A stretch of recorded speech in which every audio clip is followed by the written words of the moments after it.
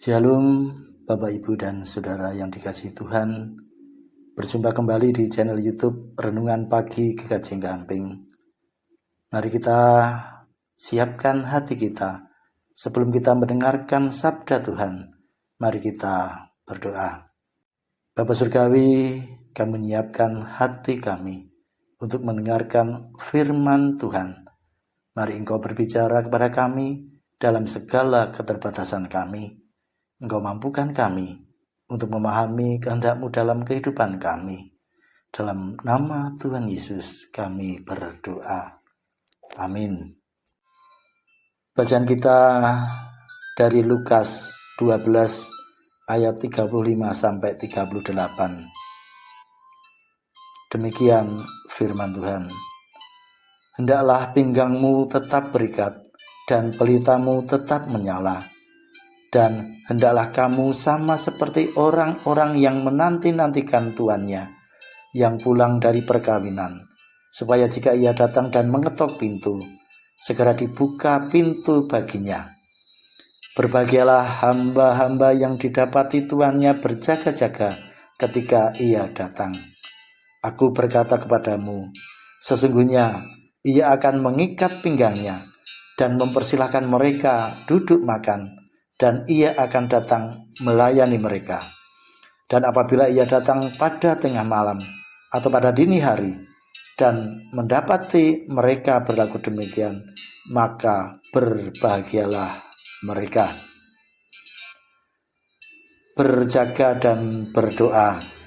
Setiap orang tua yang baik akan selalu mengingatkan dan menasehati anak-anaknya yang akan bepergian atau keluar dari rumah, supaya berhati-hati dan menjaga diri baik-baik. Anda tahu mengapa para orang tua melakukan hal itu? Ya, tentu saja mereka sangat mengasihi anak-anaknya dan tidak ingin terjadi sesuatu yang buruk terhadap anak-anak mereka. Orang tua merasa bahwa anak mereka adalah tanggung jawabnya untuk menjaga, melindungi, dan membela, serta memimpin anak-anaknya agar terhindar dari segala sesuatu yang buruk. Begitu juga dalam bacaan kita. Tuhan Yesus sebagai orang tua juga bertanggung jawab menjaga dan melindungi anak-anaknya untuk terhindar dari sesuatu yang buruk, yaitu dalam kondisi gaya hidup hedonisme. Hidup hanya untuk kesenangan, hidup hanya untuk memuaskan hawa nafsu, hidup hanya untuk mengejar keuntungan dan kepentingan diri sendiri. Oleh karena itu, Yesus mengingatkan kepada setiap kita untuk berjaga-jaga dan berdoa dalam menghadapi tantangan tersebut. Salah satunya bermula dari keluarga.